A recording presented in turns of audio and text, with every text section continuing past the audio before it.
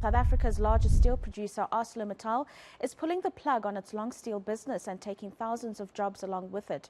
It says talks with government have failed to resolve long-standing structural problems, including rising imports, limited tariff protection, high electricity costs, and a dysfunctional rail system. The retrenchment process will affect more than 3,500 jobs initially projected. There's little that we can do because we're obviously hoping that the National will be able to help through the ITC, and I think it had done so in the past few months. But it's clear that maybe whatever that they were offering was not enough. So it's a very, very sad state, because already here in our municipality we are already seated at more than 52% unemployment. So these extra jobs that are being lost, it's very depressing. Welcome to the Pure Will Show, ladies and gentlemen. My name is William and great to meet you. Story of the day, or stories of the week, I should say, is the amount of job losses that are happening in South Africa. And we have to talk about it because I don't know who it affects, or does it affect you? Does it not affect you? Does it affect your friends, family? However it is, we do know that it's affecting a lot of people and a lot of families. So we're going to go through an article here today just to understand exactly what's happening, what are the reasons for these job losses, or some of the reasons for these job losses, because it's happening a lot more now. And yeah, people are getting very pissed off, especially at the government, and rightfully so, because it is largely their fault. This could have been avoided because this has been happening for a very long time. If we had acted sooner, then this could have either been mitigated or the effects wouldn't have been this much. And the sad part about this whole situation is that it's going to get a lot worse. But let's look at this article just to discuss exactly what's going on. So the article says job loss or job bloodbath in South Africa with over 250,000 people at risk. The Department of Employment and Labor has raised concerns about a spate of retrenchment notices that have gone out at major companies in South Africa, which could impact over 250,000 people down the line. Minister of Employment and Labor, Nomakosazana Meth, said she was gravely concerned about the retrenchments affecting Ford South Africa, ArcelorMittal South Africa, and Goodyear South Africa.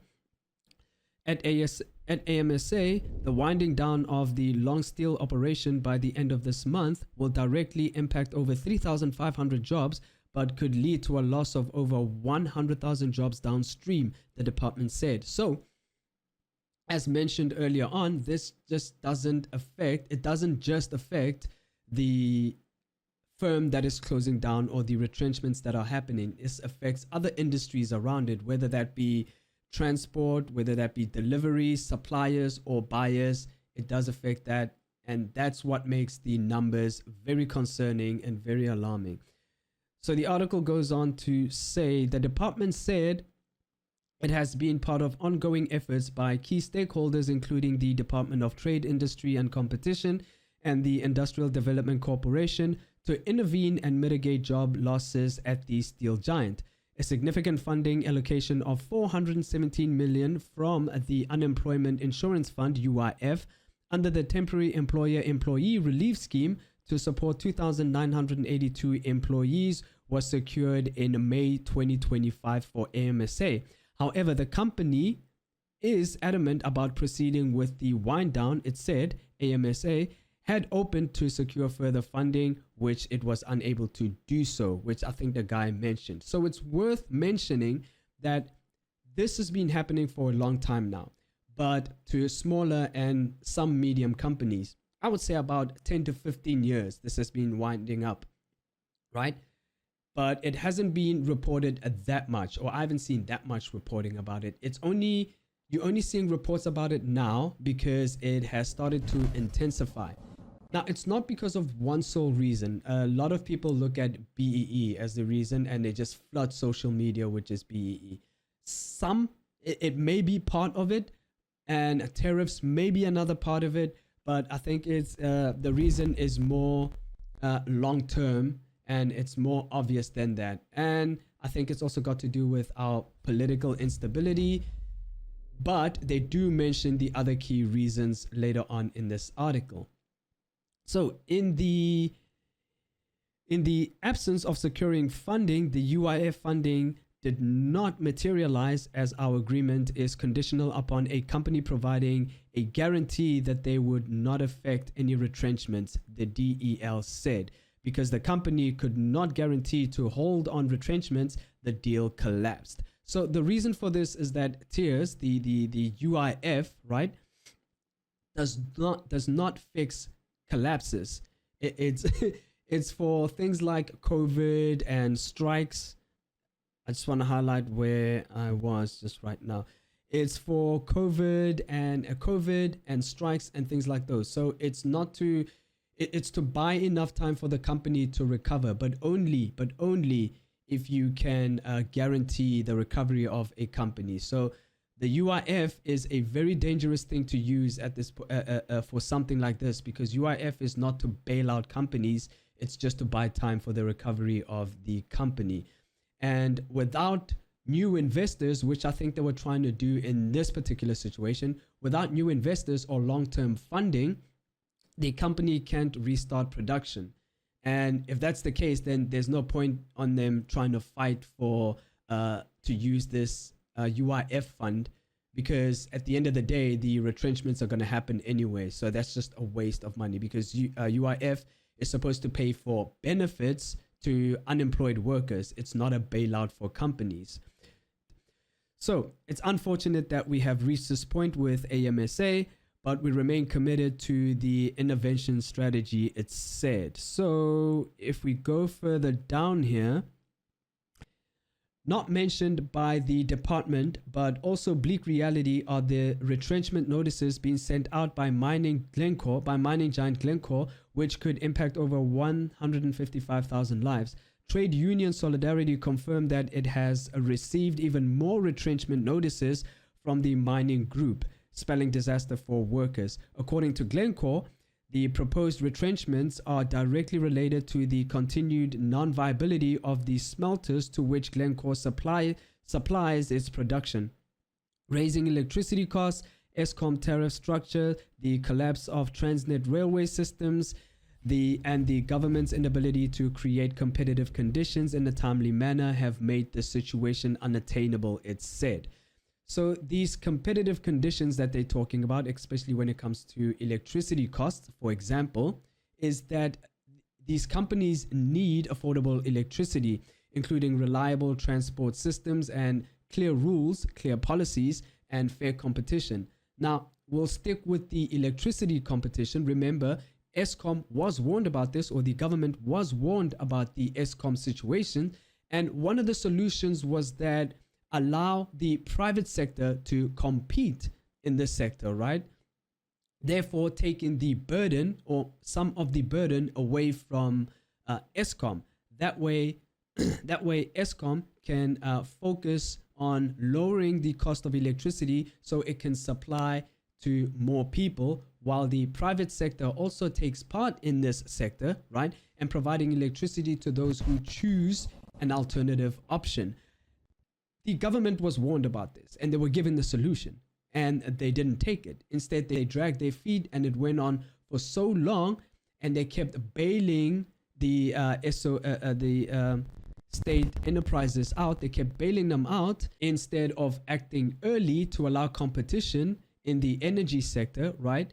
The government instead chose to protect the SOEs and bail them out so many times, and bail them out to a point where they couldn't deliver anymore. Now, we know about this because in 2021, in 2021, the government delayed up until 2021. It only then changed the rules, allowing private companies to compete and to generate more than 1 megawatt without a license. So straight from the government itself in 2021, I think it was, transforming South Africa's electricity market. This means that Eskom will no longer be the sole supplier of electricity, as private sector players can now compete directly with the power utility in the generation of electricity. While the energy transmission network will remain state-owned, there will be multiple electricity companies competing in the generation of electricity. So there you have it. So they even recognized at that time that, wait a minute, private sector has to get involved here. We need to allow private sector to get involved. That will shift some of the burden from us and to allow competition, and we can supply more electricity. However, the only problem with this solution is that this has been going on for so long. Not to say that this was too late when they did it, but there was so much damage done already that the solution kind of hasn't taken effect yet. It may have a little bit, but we are now living through or going to go through the apex of the damage that's been done, because by then the Eskom costs had already gone up, and the blackouts had already crippled so many industries and so many companies, including companies leaving. Now, another thing to look at about this is what it has caused in the country, but this has been happening for a very long time as well, which also is a contributing factor that brought us to where we are now. And that's something called a brain drain, which is your highly skilled citizens or your highly skilled and highly productive people that decide to leave the country for a whole variable of reasons. And the way to sort of look at what your country should be focusing on is to look at where these people are migrating to. All right. You would think that with the friends that we're making country-wise, China, Russia, Iran, people like Hamas, you would think that our citizens are going to those countries, right? That would make sense. However, that is not the case. Okay? Firstly, let's look at why people move, which is the obvious thing, right? One being safety. Our crime is atrocious in South Africa. So somebody who's productive in South Africa will move purely for it, whether it's one or multiple things, and one of them is crime. All right. Another thing is employment, right? It's people have been seeing unemployment go up in South Africa, and it's just that the government just doesn't seem to care to even fix that issue. So people see the writing on the wall and they end up leaving. Cost of living, education, economic stability, political stability, healthcare, and all of the good stuff. Now, again, as I mentioned, you would think with the friends that we're making country-wise that people would move to those countries, but that's not happening. People are moving to the following countries: the United Kingdom, okay, Australia, United States, New Zealand, Canada, Netherlands, where else? Ireland, okay?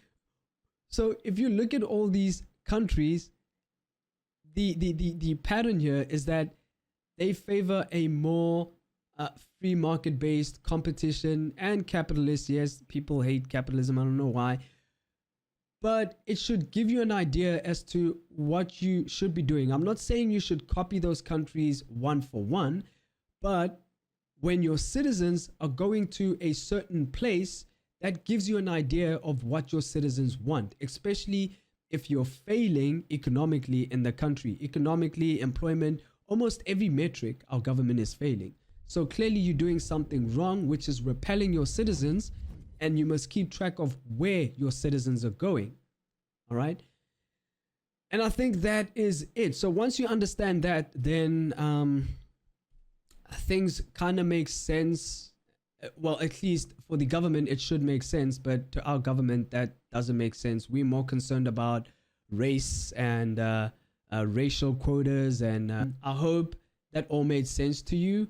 And it was easily digestible, and you managed to understand everything that we covered. So the government is messing up or continuing to mess up, and they don't seem to have a solution. Although there are industries that are trying to mitigate this factor, but till we can get our asses in gear and actually fix the main situations like electricity. I know electricity has calmed down a little bit, but there's still problems there with hiking prices.